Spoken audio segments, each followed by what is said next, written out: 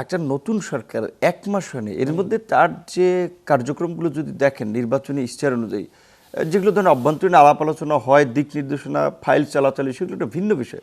But বাহ্যিকভাবে যেগুলো ইতিমধ্যে দৃশ্যমান হয়েছে, ফ্যামিলি কার্ডের উদ্বোধন হয়েছে আপনার এই 14 তারিখ, যেটা সরকারের একটা নির্বাচনী কমিটমেন্ট ছিল, এবং এই সময় এটা খুব চ্যালেঞ্জিং বাস্তবায়ন করা, বাট পাইলট প্রজেক্ট হিসেবে বাস্তবায়ন শুরু হয়েছে।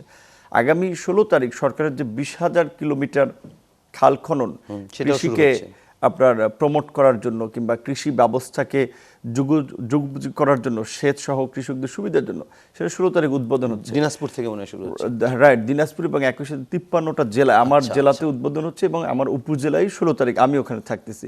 এবং আপনার আজকে এই যে আপনার ধর্মীয় আমাদের যে প্রতিষ্ঠানগুলো, মসজিদ, মন্দির, প্যাগোডা, এই সমস্ত প্রতিষ্ঠানের যারা ধর্মীয় নেতা, তাদের ইমাম মুয়াজ্জিনদের বেতনের যে সরকারি আপনার অন্তর্ভুক্তকরণ, সেটা আজকে ইনিশিয়েটিভ করেছে। 1 মাসের মধ্যে এই 3-4টা বড় বড় কাজে ঋণ মানে রাইট। আরেকটা বড় ছিল 10,000 টাকা করে যে কৃষি, সেটার মধ্যে 11,000 প্লাস পরিমাণ কোটি টাকা মৌকুব করেছে সরকার। তো যে মর্নিং শোজ দ্য ডেজ বলছেন, আপনার 1 মাসের মধ্যে যা দেখিয়েছে, এবং আমার দৃঢ় বিশ্বাস এই স্পিড এবং এইটা মাননীয় প্রধানমন্ত্রী ধরে রাখবেন, এবং দেশ আগামী 5 বছরে এই স্পিডে থাকলে আমরা অনেক দূরে এগিয়ে যেতে পারব।